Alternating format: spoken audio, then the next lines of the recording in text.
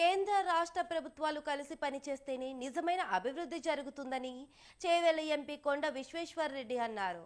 వికారాబాద్ జిల్లా నక్సల్ గ్రామంలోని కస్తూర్బా విశ్వవిద్యాలయంలో 81 లక్షల రూపాయలతో నిర్మిస్తున్న అదనపు గదుల నిర్మాణానికి ఎంపీ శంకుస్థాపన చేశారు.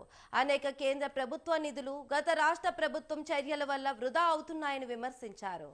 దేశం అభివృద్ధి చెందాలంటే రాష్ట్రాలు అభివృద్ధి చెందాలనే ఉద్దేశంతో ప్రధాని పనిచేస్తున్నారన్నారు.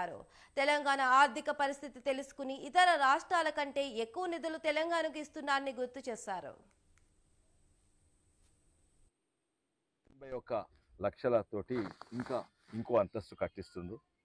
ఇది ప్రధానమంత్రి పిఎం శ్రీ స్కీమ్ కింద స్కూల్స్ ఫర్ రైజింగ్ ఇండియా ఆ స్కీమ్ కింద 81 lakhs అంటే ఇది మొత్తము కేంద్ర ప్రభుత్వమే కాదు, అందులో 60% కేంద్ర ప్రభుత్వము 40% రాష్ట్ర ప్రభుత్వము కలిసి చేస్తున్నారు. ఇంకా సంతోషం ఎందుకంటే కేంద్ర ప్రభుత్వము ఇంకా రాష్ట్ర ప్రభుత్వం కలిసి పనిచేస్తే నిజమైన అభివృద్ధి అవుతుంది.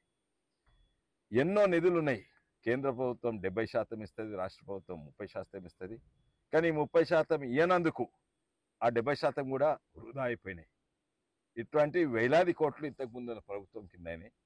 సంతోషం, ఈసారి కేంద్ర ప్రభుత్వం రాష్ట్ర ప్రభుత్వం కలిసి ఇటువంటి కార్యక్రమాలు చేస్తున్నాం, చాలా సంతోషం.